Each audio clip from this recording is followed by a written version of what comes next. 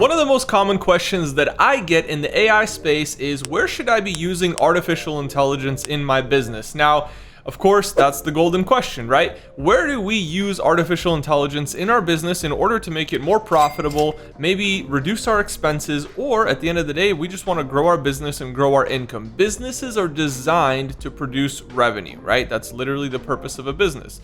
Now, theoretically, you can produce a lot of revenue and not really have a great service. So we also want to make sure that we're using AI to improve the service and the quality of the products and the services that we're providing to our clients. Now, let's go ahead and dive right in. I think there are probably like 3 or 4 main areas that you would focus on when it comes to AI implementation in your business.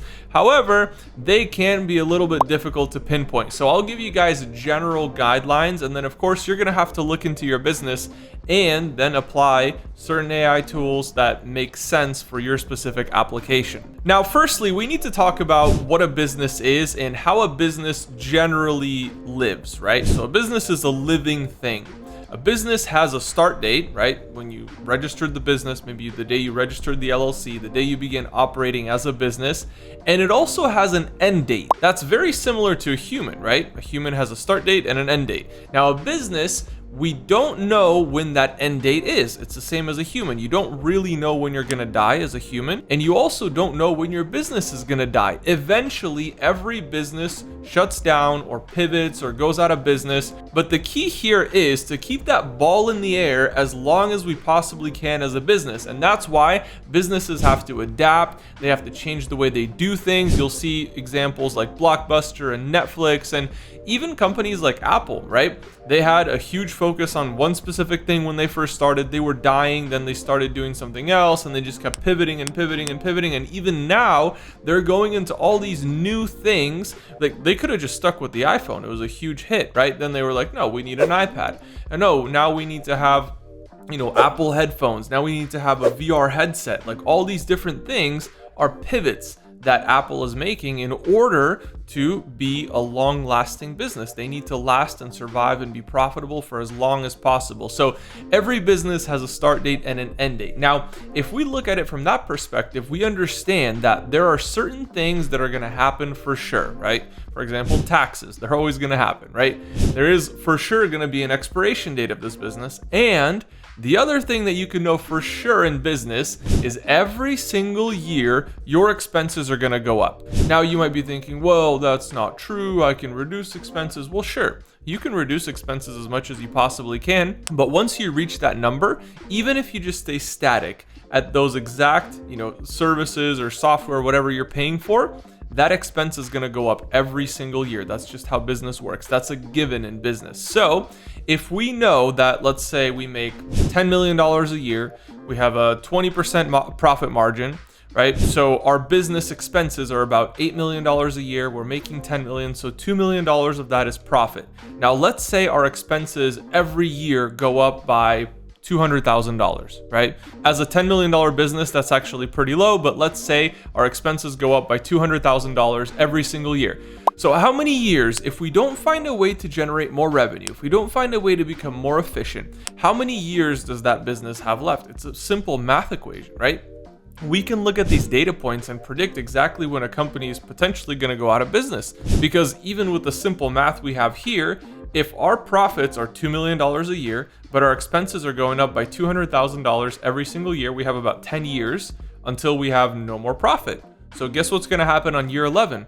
We're at a loss, and then we're at an even bigger loss and a bigger loss and a bigger loss. But see, that's where the human factor comes into business, because a human can say, hey, I see that this is happening. I need to figure out a way to make more money. So really the key to longevity in business is sales and marketing. So those are actually the first 2 categories. So let's dive right in. So sales is going to be the first place that you want to apply AI technology to, because if you can find a way to maybe close more deals, increase your closing rate. Like, for example, I've used softwares that allowed me to predict the sentiment of the client. So if this is a person that could potentially buy my product, AI can tell me, oh, this person is unhappy right now, or this person is very curious about this specific thing. So talk about that, or talk about this, or tell them to do this or ask them this, and AI can actually guide you through that conversation. It has something called a sentiment calculator, the tool that I've used, that basically allows me to predict what that customer may say next,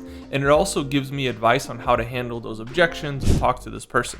So right there, I could increase my closing rate. So maybe I can go from 10% to 20% or even 15%. Even if I do that with the existing numbers that my business does, I'm already going to make more money. I've already found a way to outpace those rising costs. Now, secondly, you can use AI in marketing. If you're using AI in marketing, you could then bring in more of these potential conversations into your business. Now, once your closing rate has increased, right, we improved the sales process. Now what we can do is improve the marketing process, which is the second area of focus for AI, right? We want to apply AI to our marketing process in order to bring more of these qualified leads on calls with our closing team, because their closing rate has already increased. And now the only thing we can do is give them more opportunities to close more business. So that, again, is an increase in revenue. That's another great way that we can basically use artificial intelligence to improve our marketing. We can automate a lot of the things in that process. We can have better content creation. We can have better copywriting. AI can create ads for you. It can run them.